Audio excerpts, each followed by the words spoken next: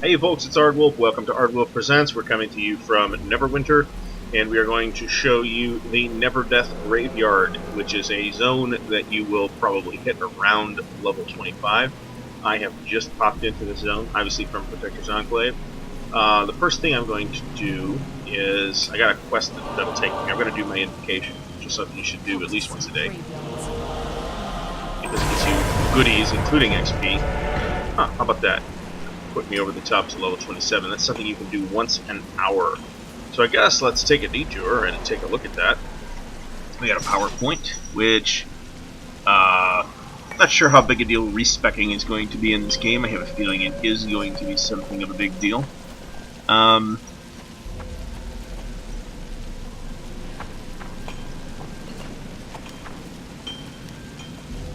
Get that. I'm not gonna spec into it at the moment.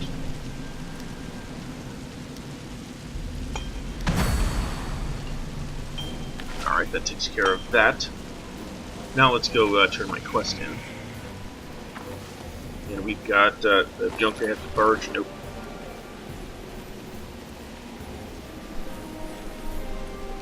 I don't really see anything else going on down here, so let's talk to this person. Have I told you I'm a genius? Right. I have a friend who has asked me to help prove her birthright. Lest scurrilous rumors keep her from marrying. Okay, and there's a bounty guy here that I should talk to see what the bounty item is. Worse than the undead. Bounty item is necromantic sigils. And these are things that you collect as you kill mobs in the zone. You can turn them into this guy. Let's see what you can turn them in for, actually.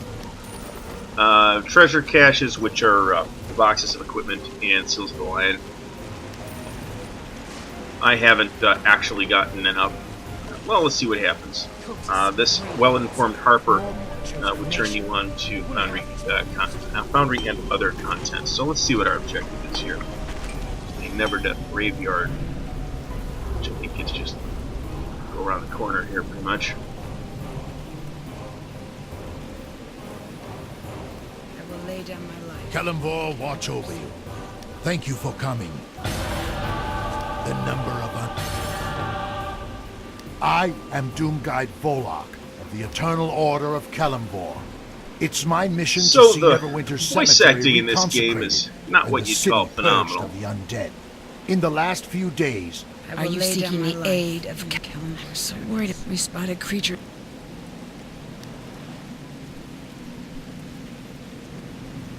But it's not the worst voice acting I've ever heard either. And I haven't actually seen, look at the map here, I haven't actually seen this zone. I guess this canyon is the rift.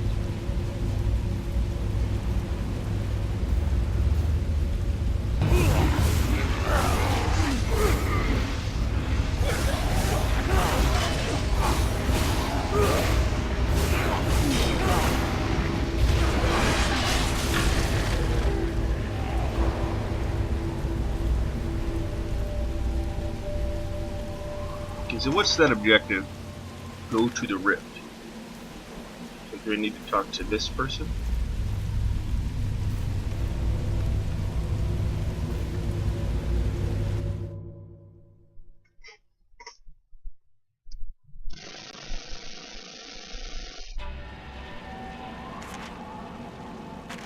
Okay.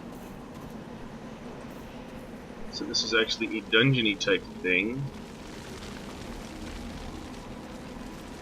Happens to be in its own zone.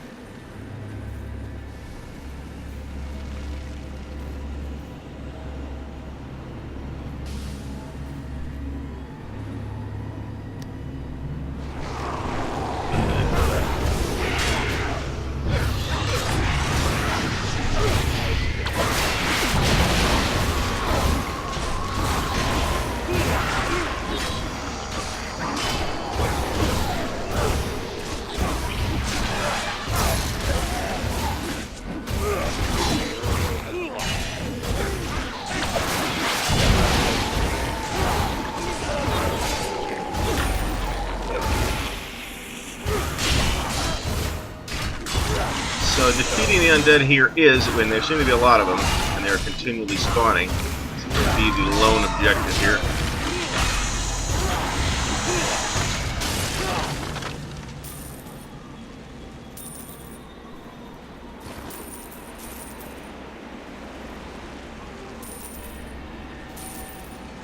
Fortunately, there's a campfire for me to rest at, too.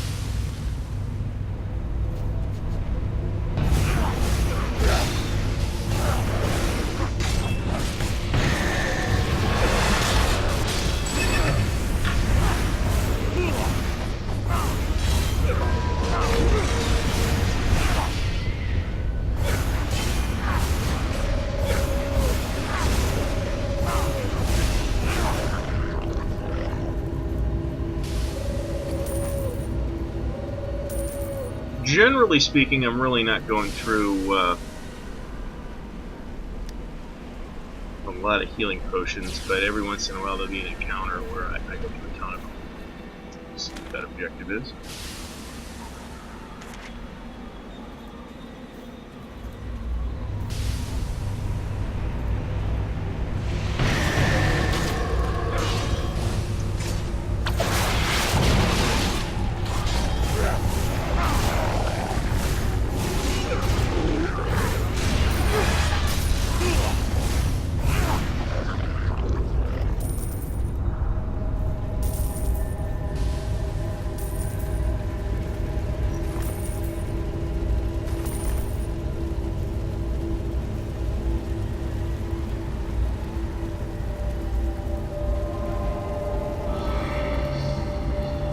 Okay. Treasure chest under there. And the treasure chests appear to me to generally be worth going after.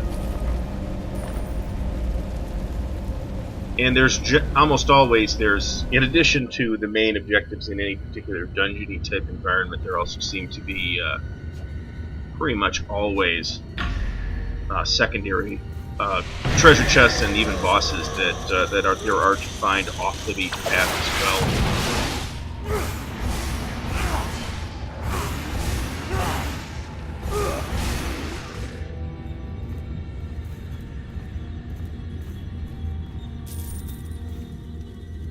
So it is worth taking your time to explore these dungeons, not just follow the glowing trail. You can follow the glowing trail and it's handy, but you should also be cognizant of the fact that there's other stuff to do in here too.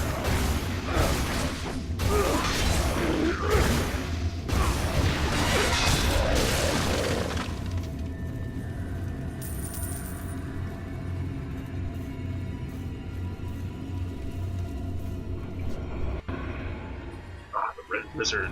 I've already fought a red wizard, but not one that appears to be undead. A little closer here.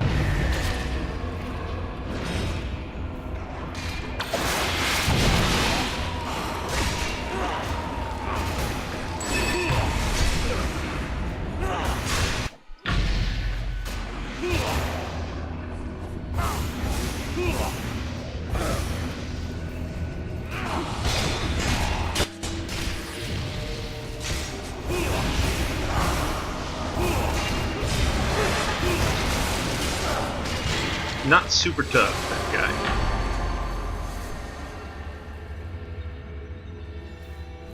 That might have been actually the weakest boss I've seen in the game, to be honest about it. So let's get the treasure. These enchantments will be the subject of and that process will be the subject of a future video. Valendra the wizard must be. Thank you. I'm not. You may recall that Valendra is the big boss that they set up at the very beginning of the game.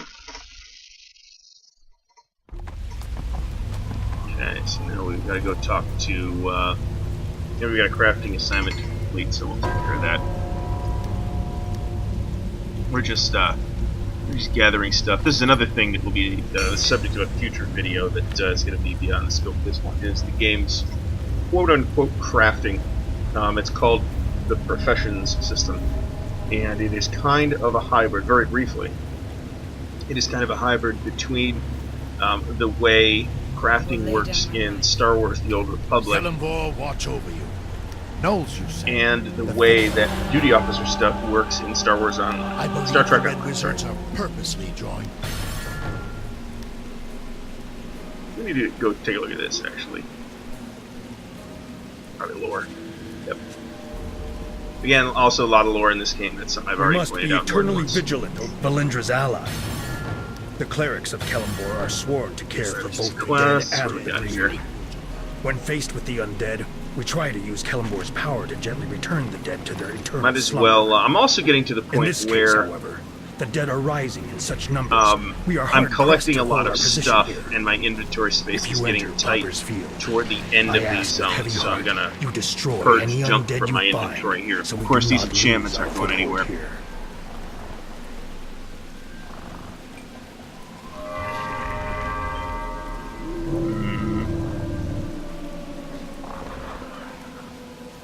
Drop this right here. Ah, good. I have 41 of these Black Dagger insignias. At some point, I will go turn those in for Seals of the Lion or something like that in the previous zone.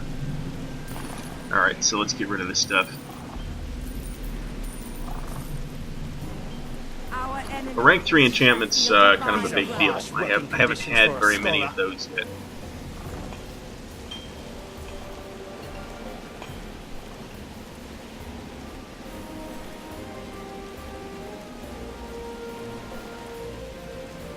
Generally speaking, also, and I've kind of said this before, I'm not sure I put it quite this directly. Generally speaking, I'm also having a pretty good time with this game. It's not really weird for an new MMO to come out and bore me within 2 or 3 hours. Sometimes a little bit longer, but not always. In this case, I'm about 24 hours in, not including the time I spent in the closed beta. And I'm still playing, so I think that's a pretty good sign.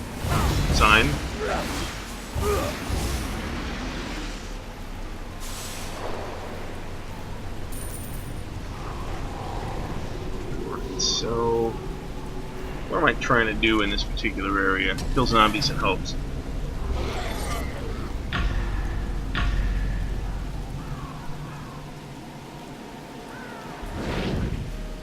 Well, here's one.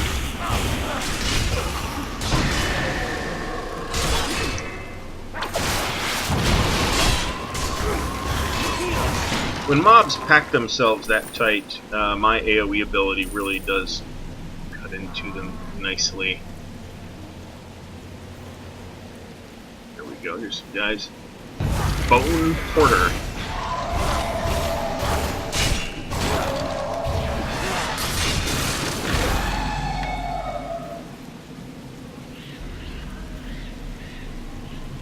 Many of us in the tabletop role-playing community feel like, with some justification, that D&D 4th Edition, which is the form of D&D that Neverwinter is based on, is kind of built to be MMO-like.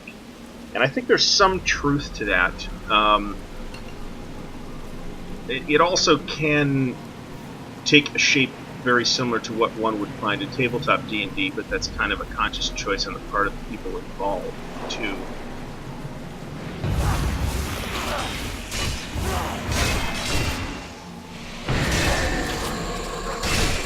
So, in fact, it's gotten a great deal of criticism for that reason.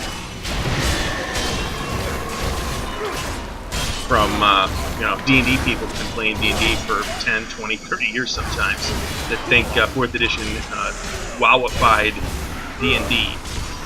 And of course, the reality is a little more complicated than that. It still has to function as a tabletop game, which it does.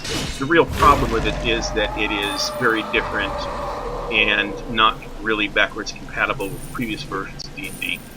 So a lot of the assumptions that were built into previous editions don't apply in 4th edition.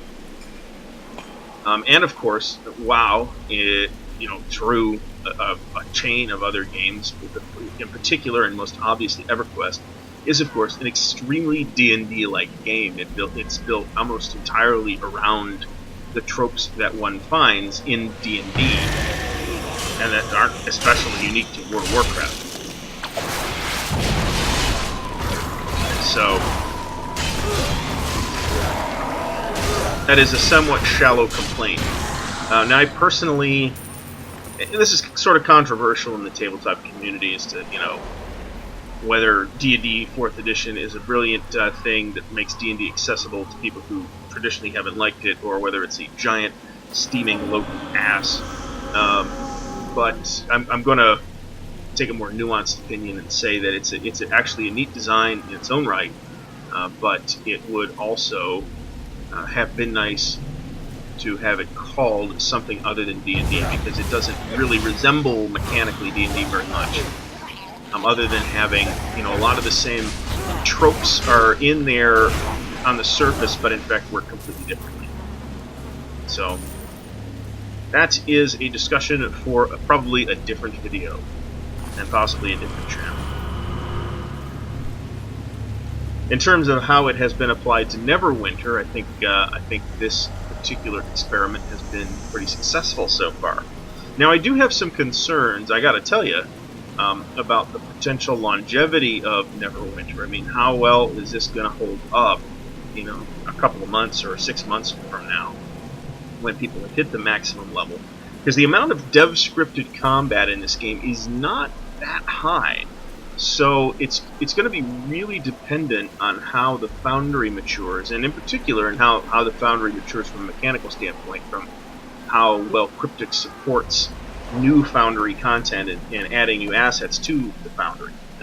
Because I actually did start to fool around with it a little bit, and it is more limited than I would like it to be.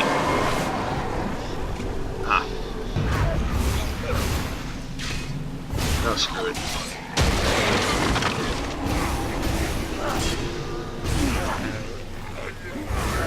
Don't get me wrong, you can still do some fairly sophisticated things with it, but in terms of your ability to customize maps in particular, I think it's got a ways to go.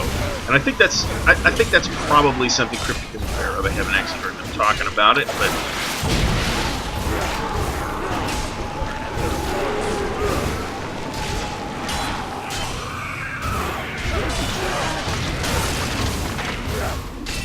so I'm really curious to see how well the Foundry grows, not just from a standpoint of here's what players are doing with it, which is important, but here's what Cryptic's doing with it to make it more sophisticated and more capable as far as adding assets to it and so forth.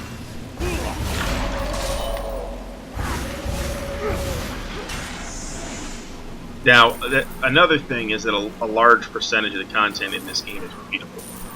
Skirmishes, which are going to be, I don't know about backbone, but are going to be a significant part of your leveling experience, I think.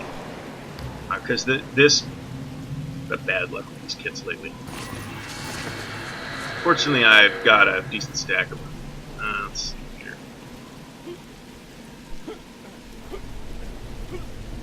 There's really not quite enough of the devs' prepared combat or content to level you all the way, as far as I can tell. Now, you don't need to constantly grind skirmishes or dungeons or whatever.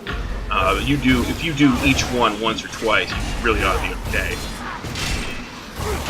Which is all I've done. I did the first multiplayer dungeon, I did twice.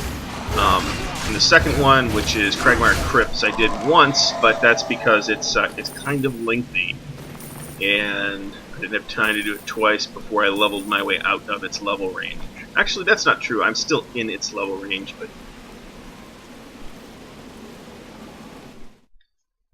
I'm not sure I would like to run it again. If I do, I will make a video out of it. Maybe toward the end. It was quite a slog. It took a long time to go through.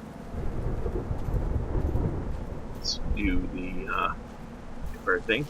And the other thing is, in the Foundry, if you look at the maps available in the Foundry, what looks like it might be every map in the game currently is available for you to fool with. So you can do content on the Doomguide Stonehammer. Of course, your thing here is you're trying to find these Doom Guides.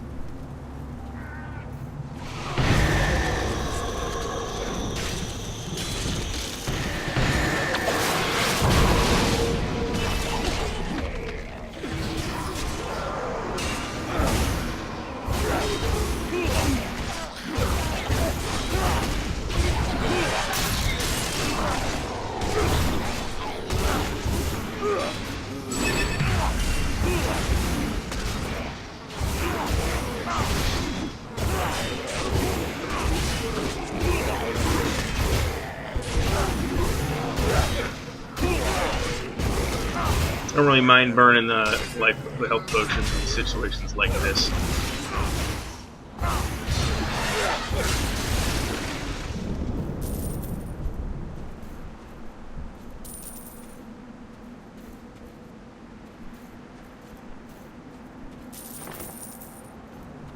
I was at one point heading back to the campfires if they were nearby to heal for stuff like this, but I've got north of 50 health potions floating around, so I don't really think that's necessary.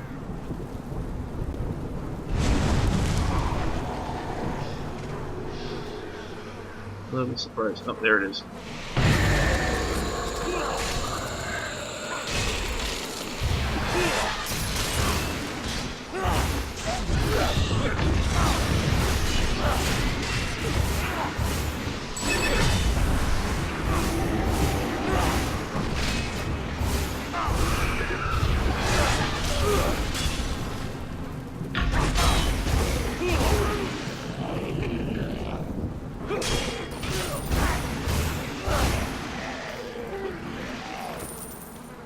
I am running a little short on these lesser scrolls of identification.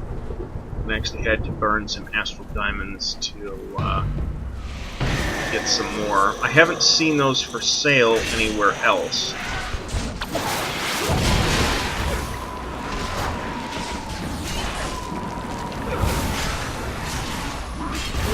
Other than the astral diamond merchant. Ooh.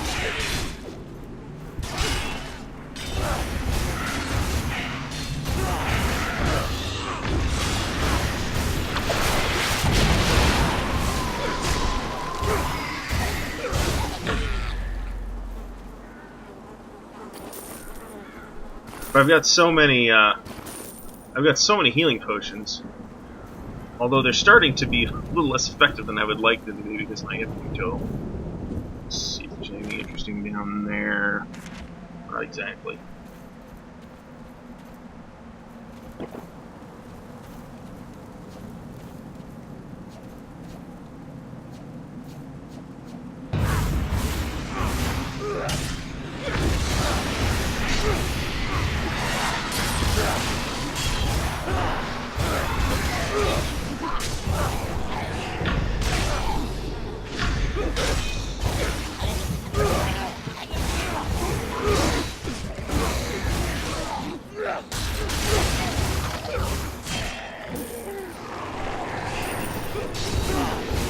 See these guys hidden in the corner under the tree here.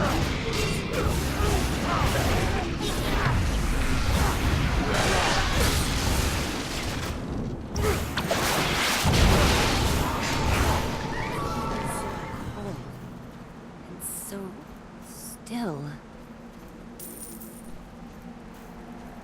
It is possible. Talked about the voice acting a little bit earlier. And I hope you appreciate this meandering video, because this is pretty much the kind of video I'm going to make, which hasn't really had a distinctive theme and is going to be kind of long to watch. Where is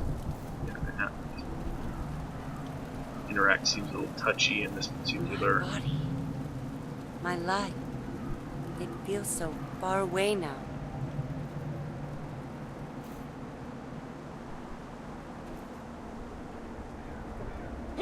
My body, my life, it feels so far away now. Okay, that's a little annoying.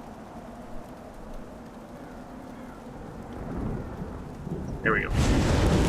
That took a little bit of fussing.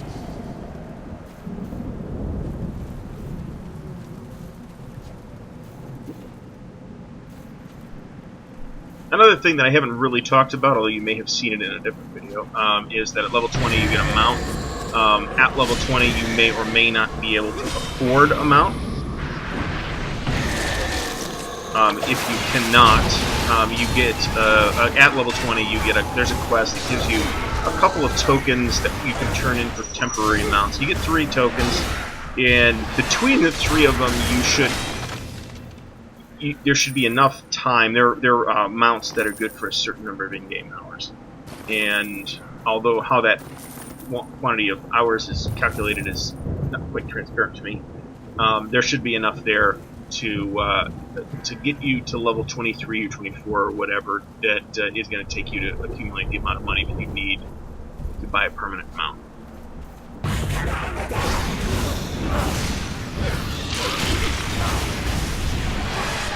So, which is 5 gold, which is a fair amount of money, but by the time you hit the early 20s, you're accumulating money fast enough that I don't think it's going to take it's not going to take forever.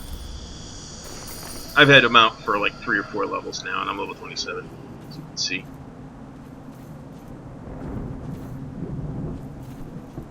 Leveling pace in this game has been interesting. Has been fairly steady too. This is why you want to carry kits around with you. Oh, crap. I didn't actually want to go in there. Let's get out of here.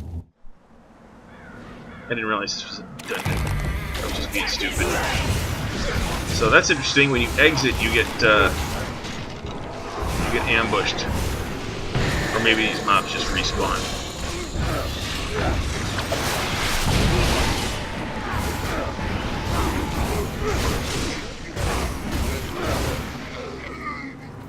If they did just respawn, then they respawn fairly quickly.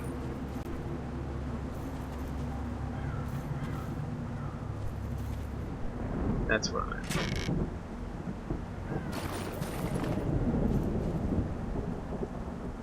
Okay, so there wasn't anything tremendously interesting in there, but still, potion healing. I'll use it.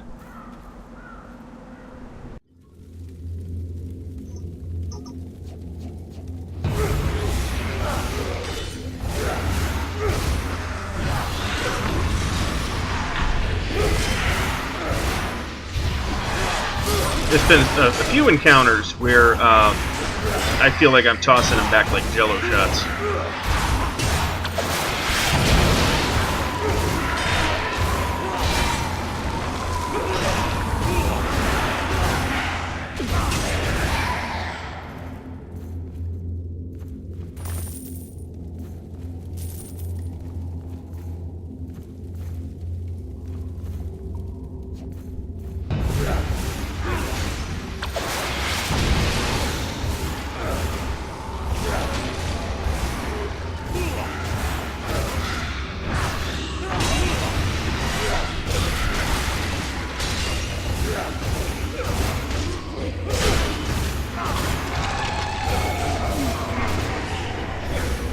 Now my erstwhile companion here, who is the tanky companion, and really you can tell because his DPS really is not that great.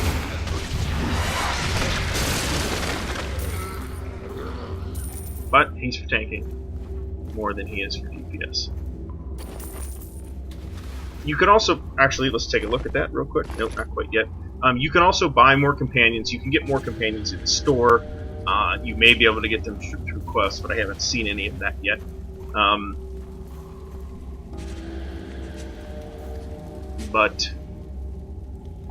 You can also just buy them. They cost 2 gold a piece, and there's a number that are available. There's a vendor in Protector's Enclave that will sell them to you. That's interesting. I think I would like to see what that is. That is, I think, better than the thing I am currently using.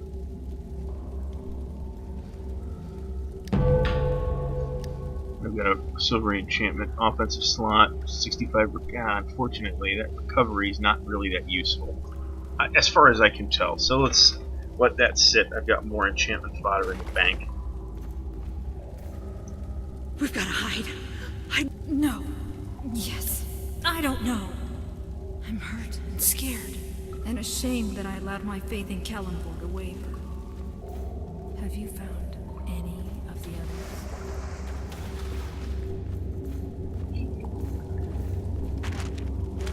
I presume I'm finished in here.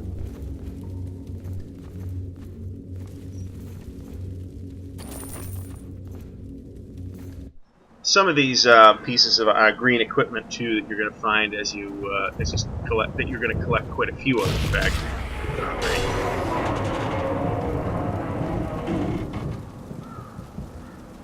As you adventure in this level range, some of them go for 1, 2, 3 silver apiece, so you'll accumulate cash relatively at this point. And there's not that much to spend cash on, to be honest. Actual coin. There's stuff you can buy. I've found one thing so far that I've spent astral diamonds on, but only one. Anything like really good, like pieces like equipment or gear or whatever, costs quite a few astral diamonds, as in like in the tens of thousands minimally. So you can see how many astral diamonds you have over here. So I've got almost 20,000 now, and I haven't seen anything I would spend them on, except for scrolls of identify, which I did burn a few of those, but those are like 15 astral diamonds. They're relatively cheap. This is presumably where I'm going.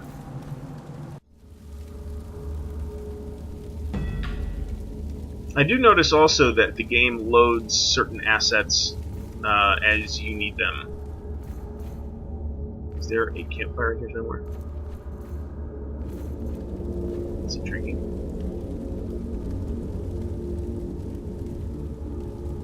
Can't invoke yet. You do want to. You can invoke once an hour, and it's totally worth your time to do. I think I gained a level over the weekend when I wasn't really able to play, but I was able to check in here and there. I think I gained like an entire level just from invoking. Those are not aggro yet. I think I saw something back behind here. Could, however, be mistaken.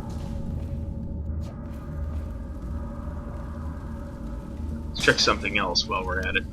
My companion, who's at rank 14, maximum of 15 at the moment, needs training, but that's something that will take probably 30 to 60 minutes, so we are going to need to wait until we get back to town to do that, unless I would like to be without his services here, which I think is probably not the greatest idea. I've had all day.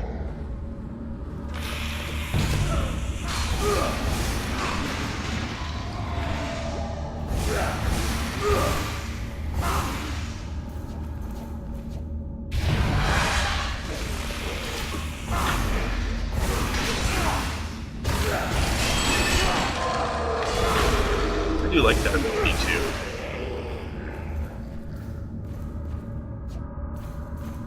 Battle White Commander. He sounds tough. So I guess I'm inclined at this point to define boss in this game by whether or not they're affected by my crowd control abilities. Which, considering that they're supposed to be like the main thing that my class does, it's a little disappointing. Although,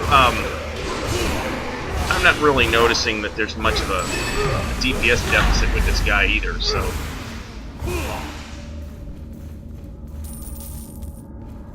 I would say, actually, that he is more of a DPS class than he is a crowd control class. This definitely isn't a pure crowd control class like you would find with the EverQuest 2 Coercer or something like that.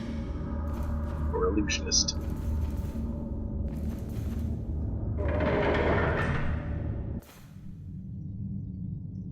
I owe you my life. I suppose I should be thankful any of us made it through this. Close your chest. The dance. Let's get out of here. And I gotta tell you that, generally speaking, the quest rewards have been just okay in comparison to the gear that I've been finding in random drops. I'm getting a lot of drops. I mean, just in this little time, I've got all this stuff, and some of it'll be good, some of it won't. But looking at this piece of gear in particular, I mean, it's okay. It doesn't have a slot to it, though, so I can't improve or customize it at all. So I'm inclined to stick with the slotted gear.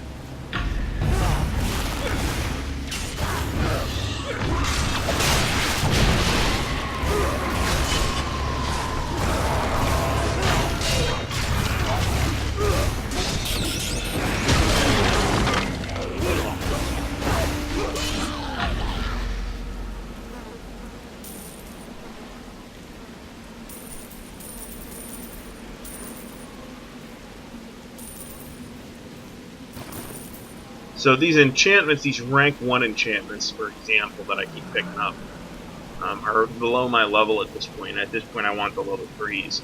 But you can combine level 1s into level 2s, and you can combine level 2s into level 3s, and it's kind of an arduous process. I don't want to say arduous. It doesn't take a lot of time, but it does take a bit to collect them all. Okay, so the quest we have here is kill zombies and hulks in Pauper's Field. So we need one more. So I'm just not quite clear on how I didn't complete that already, but that's okay.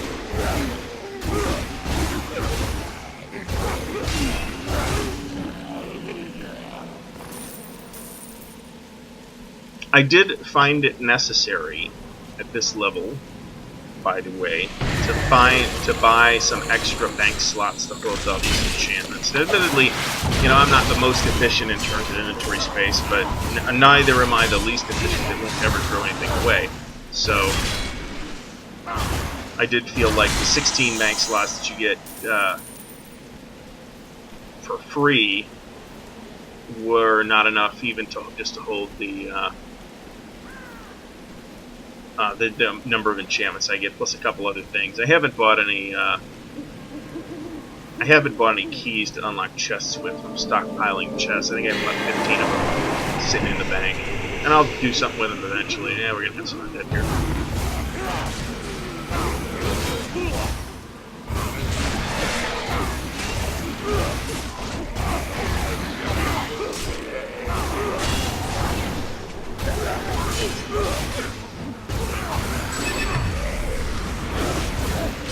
Nice if I had a cone attack here.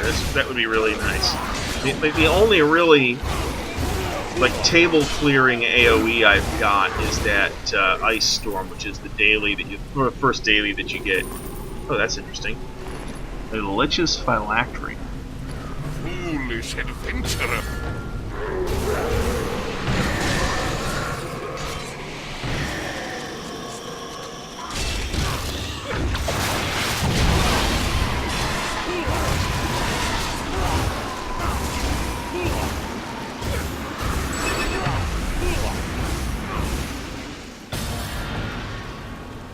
So there's that.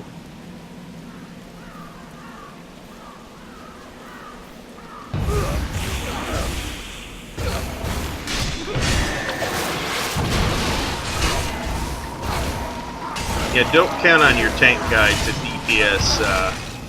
DPS mobs down.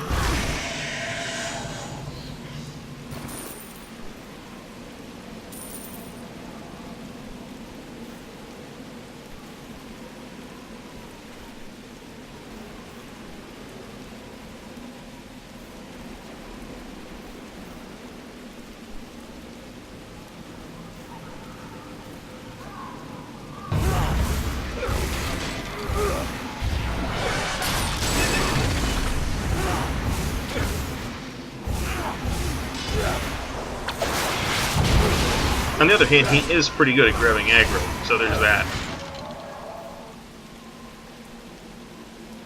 No, this won't do at all. It will generally not allow you to interact with objects if you're in combat.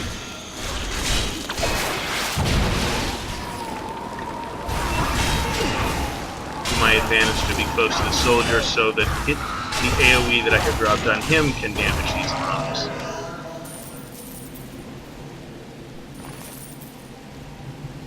And you can see at in this level range, in this zone, I'm pulling down quite a few of these enchantment things. Here's another bird wizard.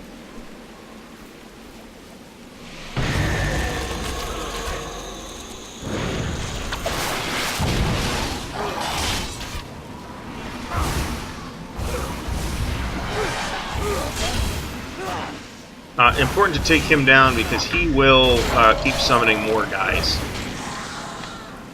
And this could get potentially messy if you allow him to keep doing that while you waste time on the trash.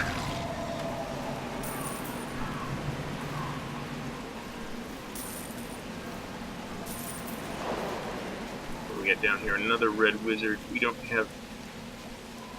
It doesn't appear that we have anything we need to do over there, so I'm not going to go with it.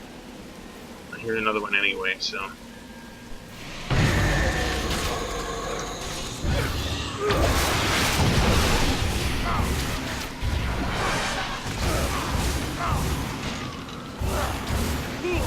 See, much cleaner encounter because I was able to take the red wizard down more thoroughly. And of course, the red wizards of Thay will be very familiar to those familiar with the Forgotten Realms.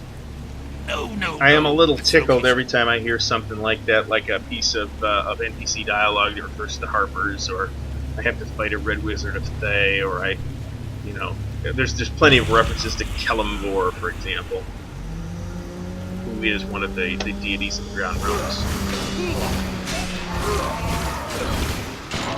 So there's lots of good quality shout-outs in this game to Forgotten Realms lore. One thing that the game doesn't have, and this is where I'm going to get into my that big spider mount, by the way, is something you get for buying one of the Founders Packs. If you want to Google Neverwinter Founders Pack, you can go ahead and do that. They're basically packs of goodies that you can pay for at least while the game is in beta still. It's still nominally in beta, even though we all know that it's actually released.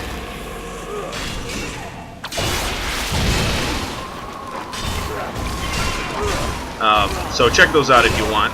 I didn't buy one personally. There's one for like $59.99.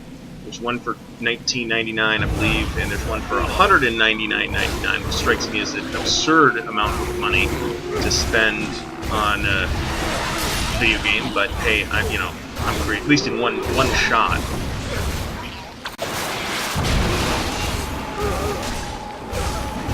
Not that you wouldn't spend, a substantial amount of money subscribing to WoW for a year, for example. But it wouldn't be $199.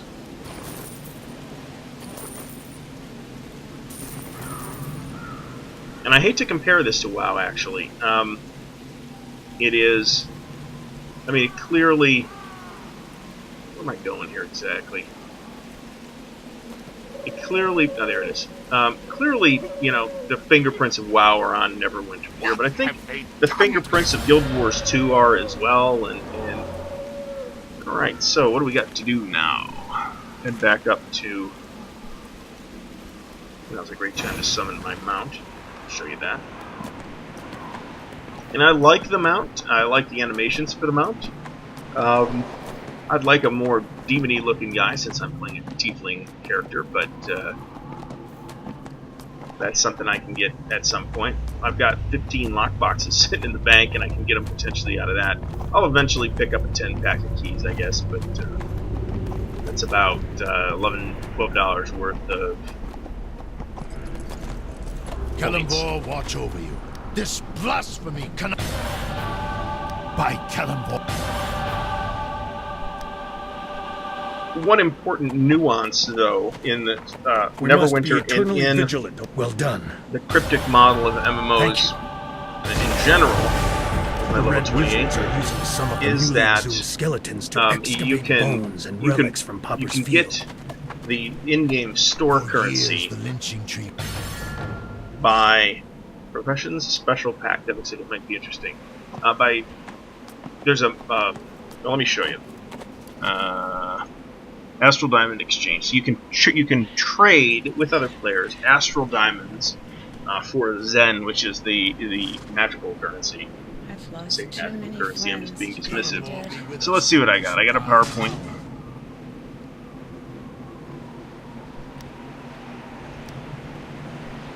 We got a feat point. Okay, now we got to figure out here. I performed the last rites for many of those poor souls. We need a couple more points before we can get into our Paragon tree. I already know that I'm going to go with the Thaumaturg's tree.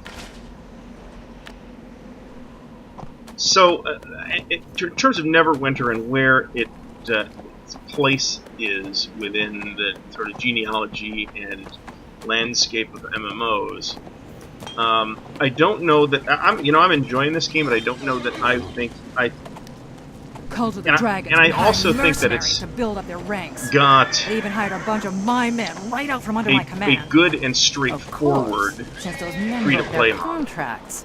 That means but at the same Have I time, told you I'm this a isn't genius? necessarily This the is kind of wonderful MMO news. that I want With to these see. changes, I would like to see, MMOs all with open barriers worlds to and Miss that are Marini's highly entry interactive into the and all that. nobility fall away. I mean, we're just not seeing I a lot will of games report like to her that. at once that the rumors of her low Certainly birth not can now be disproven not a once problem and for specific all. to Neverwinter. It's been a trend in MMOs in general for the last several years.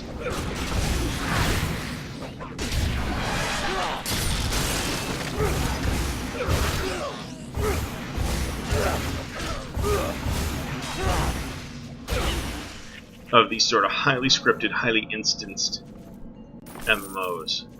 And that's not a trend I'm a big fan of, to be honest about it. I have no idea what my objective is here.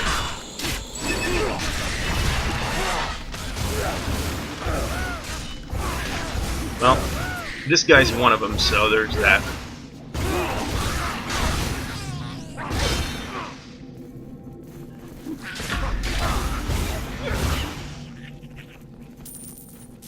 And there's another lockbox. One of the things I'm at least trying to do is not take lockboxes in group dungeons. So this is going to be a pretty lengthy video, for which I make no apologies.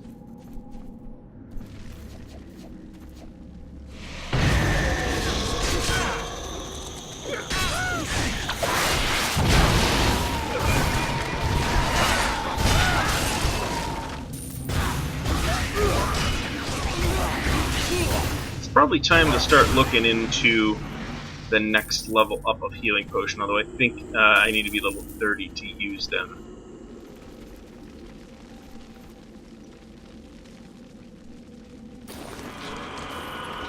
Let's look at my inventory real quick. It's probably going to be time pretty soon to take a look at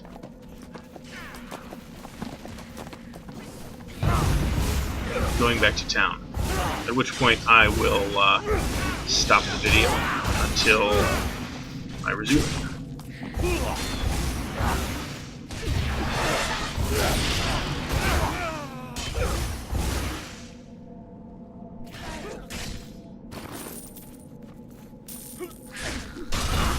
You see my NPC companion here just kind of struggling to take that move down.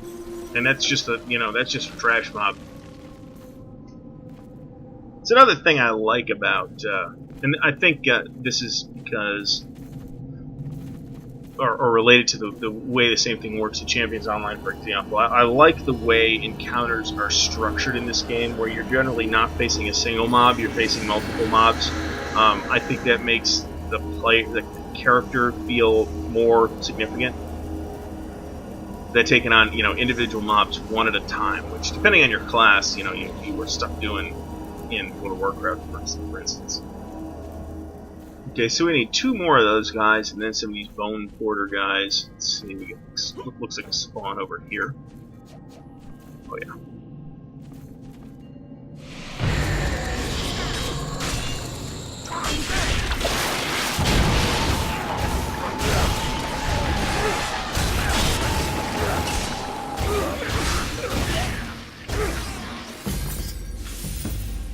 Cultist Slayer. Kill 50 cultists. Not entirely sure how I haven't already killed 50 cultists, to be honest. I don't know that the achievement system in this game is particularly noteworthy or interesting, to be honest about it. I can tell you that,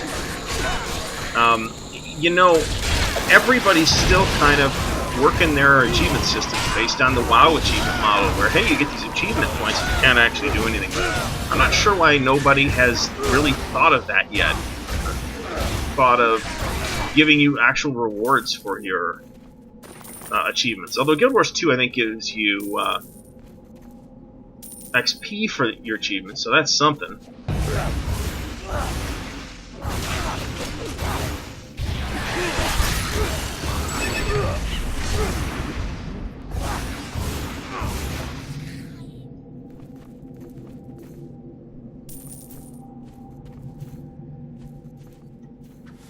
But then again, you get XP for basically everything the builders do, which I don't mind. I think that's actually kind of a good idea.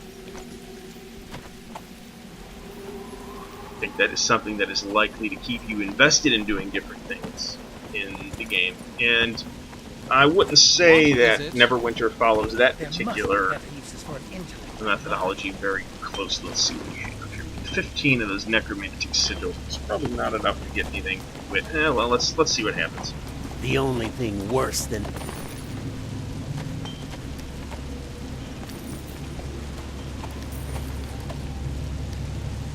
Let's see what we get out of there. It's time to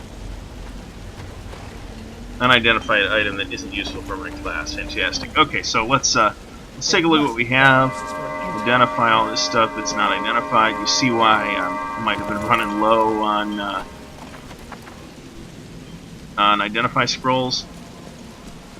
Well, let's...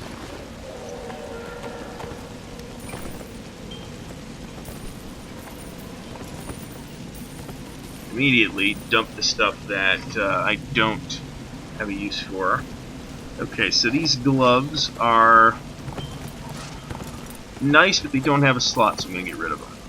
This amulet is not bad, but it doesn't have a item slot, so I'm going to get rid of it. These...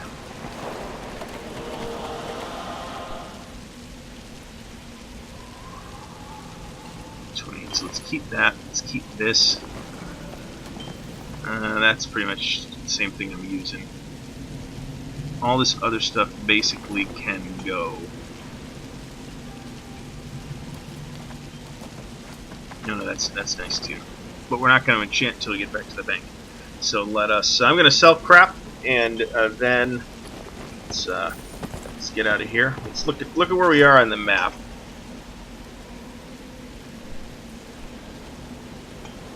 If more people chose cremation, Where are we on the map? we wouldn't have these problems.